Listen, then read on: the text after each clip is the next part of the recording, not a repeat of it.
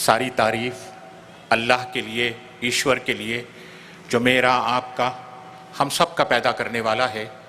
अल्लाह की, ईश्वर की दया और करुणा हो उन महान आत्माओं पर जो हर युग में, हर ज़माने में इंसानों को सीधी राह दिखाने के लिए आते रहे। और सबसे अंतिम में अल्लाह की दया और करुणा हो पैगंबर मोहम्मद सल्लल्लाहु अलैहि वसल्लम पर, जो ईश्वर के आखिरी दूत बनकर, सारे इंसानों के मार्गदर्शक बनकर इस दुनिया में आए। आदरणीय अन्ना हज़ारे जी और बड़े आदर और सम्मान के लायक रामकृष्ण मिशन आश्रम के स्वामी जी और डायस पर बैठे हुए सभी डिग्निटरीज और मेरे प्यारे भाइयों और बहनों, अन्ना हज़ारे जी का ये जो आंदोलन है करप्शन और भ्रष्टाचार के विरोध, ये समय की पुकार है, वक्त की ज़रूरत है। और हमारी सबकी शुभकामनाएं और शुभकामनाओं के साथ हमारी सहायता, हमारा समर्थन भी अन्ना जी के साथ रहना चाहिए और रहेगा। इसलिए करप्शन और भ्रष्टाचार एक ऐसा मुद्दा है कि जब तक हमारे देश में ये रहेगा, यहाँ गरीबी ख़त्म नहीं हो सकती। और जब तक गरीबी बाकी रहेगी, ये देश प्रगति करेगा, उन्नति करेगा, ये असंभव है। हम और आप जानते हैं कि मुट्ठी भर लोग हैं जिनके हाथों में अरबों खरबों रुपयों की धन और दौलत है, संपत्ति है, और करोड़ों करोड़ों करोड़ों इंसान ऐसे हैं जो दो वक्त की रोटी पेट भर के नहीं खा सकते। तो ये अमीरी और गरीबी का बढ़ता हुआ फासला, ये आने वाले दिन, इसका परिणाम बहुत खतरनाक हो सकता है। पूरा इतिहास हमको बताता है कि ऐसा हुआ है। मुझे स्वामी विवेकानंद जी की बात याद आ रही है कि एक बार स्वामी जी युवा पीढ़ी को एड्रेस कर रहे थे, कह रहे थे कि देखो, तुमने बहुत धन कमा लिया है, बड़े बड़े पोस्ट पर पहुंचे हो, अच्छी बात है, लेकिन तुम पलटकर, पीछे मुड़कर अपने गरीब पीड़ित देशवासियों की तरफ नहीं देखते, उनके दुख दर्द में काम नहीं आते, अपने धन को खर्च नहीं करते, तो मैं कहूँगा कि तुम देशद्रोही हो। देशभक्ति, देशवासियों के दुख दर्द में काम आना, देशवासियों से मोहब्बत करना, वही देश सच्ची देशभक्ति है। और मैं समझता हूँ कि करप्शन का मुद्दा ऐसा है कि सिर्फ कानून बना लेने से, लोकपाल या लोकायुक्ता या उपलोकायुक्ता बन जाने से करप्शन ख़त्म हो जाएगा, ऐसा मुश्किल है। ठीक है, अच्छे कानून भी चाहिए, लोकायुक्ता भी चाहिए, लेकिन कानून हम बनाते हैं और कानून को तोड़ने का रास्ता भी निकालते हैं। लोकायुक्ता और उपलोकायुक्ता बनता है और हम देखते हैं कि वहाँ भी करप्शन है। तो ये सब चीज़ों के साथ साथ इसकी ज़रूरत है कि हमारे मन और हृदय में परिवर्तन आए। असल वो है व्यक्तिगत रूप में। और मैं समझता हूँ कि धार्मिक और आध्यात्मिक नीति से लोगों में जागृति लाना होगा। हर धर्म में अच्छी बातें हैं, लोगों को बताना होगा, समझाना होगा। पवित्र कुरान ने बहुत स्पष्ट तरीके से ये बात को बार बार मेरे आपके पैदा करने वाले ने बताया कि देखो, ये जो दुनिया का जीवन है ये बहुत छोटा है। 60-70 साल का जीवन, उसकी भी कहाँ गारंटी है। असल जीवन मौत के बाद का जीवन है। वो सफल वो है जो उस जीवन में सफल हो जाए। और हमारे और आपके पैदा करने वाले ने ये समझाया कि देखो, एक दिन आएगा, निश्चित रूप से आएगा, जब ये पूरे संसार को नष्ट कर दिया जाएगा। The present universe will be annihilated. A new superior cosmos will come into existence. सारी मानव जाति को फिर जीवित किया जाएगा और हर एक को अपने कर्मों का हिसाब अपने प्रभु के आगे देना होगा।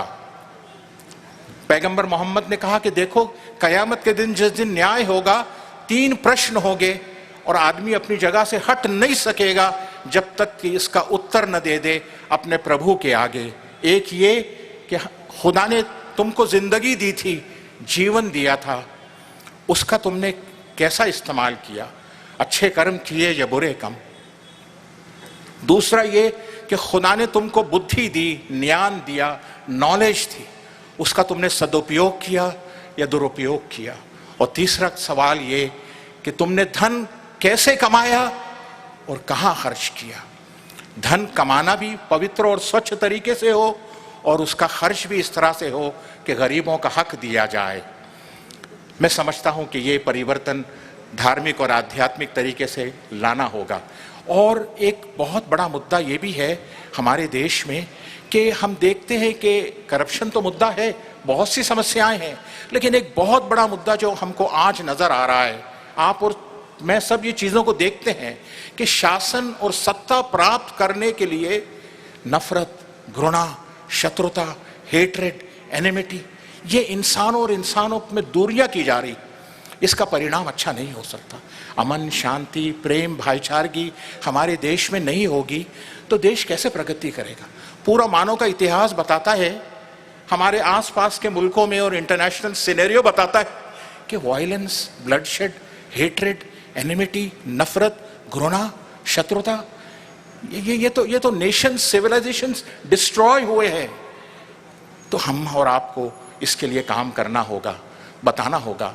मैं जिस संस्था से जुड़ा हुआ हूं, अपनी बात को समाप्त करते हुए, जमात इस्लामी हिंद, हमारा फोकस यही होता है कि हम अपने कम्युनिटी में भी काम करें, हमारे युवा को सही दिशा दें, कैरेक्टर बिल्डिंग है, एजुकेशन है, और दूसरे कम्युनिटीज़ में एक दूसरे के धर्म को समझने का वातावरण पैदा करें ताकि एक दूसरे के धर्म को समझें, इंटरफेथ अंडरस्टैंडिंग, एक दूसरे के लिए आदर और सम्मान, म्यूचुअल रिस्पेक्ट और टॉलरेंस।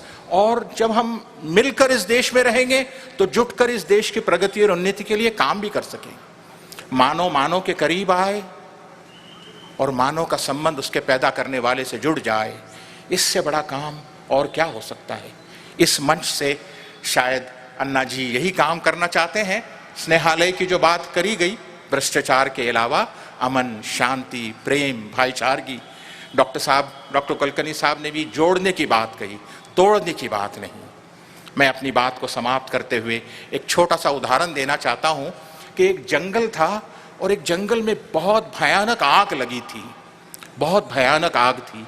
एक छोटी सी चिड़िया, नन्ही सी चिड़िया, करीब के तालाब से अपनी चोंच में पानी ले रही है और उस आग को बुझाने के लिए संघर्ष कर रही। दूसरे पशु पक्षी वो कहते हैं, पगली है तू, दीवानी है, तेरे चोंच में पानी आएगा कितना कि तू इस आग को बुझा सकेगी? वो चिड़िया कहती है कि मैं नहीं जानती इस आग को बुझा पाऊंगी, ये तो मैं नहीं जानती, लेकिन मैं इतना जरूर जानती हूं और निश्चित रूप से जानती हूं कि मेरे प्रभु के पास, मेरा पैदा करने वाले के पास 2 रजिस्टर है, एक आग लगाने वालों का रजिस्टर, एक आग बुझाने वालों का रजिस्टर। मैं चाहती हूं कि मेरा नाम आग बुझाने वालों में आ जाए।